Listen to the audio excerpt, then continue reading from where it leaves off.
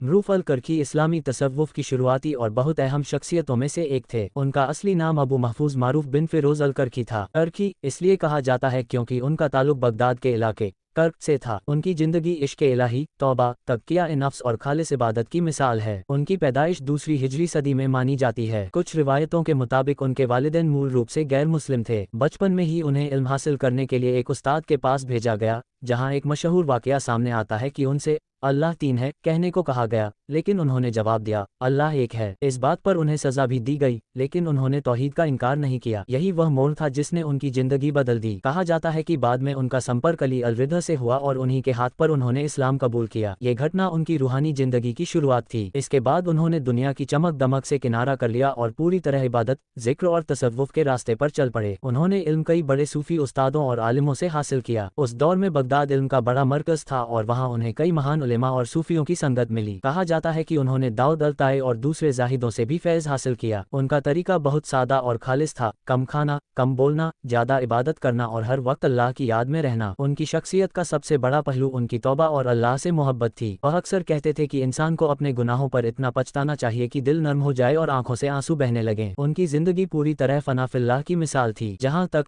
करामात या मोज़ात का सवाल है, उनके बारे में कई मशहूर रिवायतें मिलती हैं। कहा जाता है कि उनकी दुआ बहुत जल्दी कबूल होती थी। लोग अपनी परेशानियां लेकर उनके पास आते और उनकी दुआ से राहत पाते। एक मशहूर बात यह भी कही जाती है कि जो व्यक्ति उनकी कब्र के पास दुआ करता, उसकी दुआ कबूल हो जाती। इसीलिए आज भी बगदाद में उनकी मजार पर लोग जाते हैं।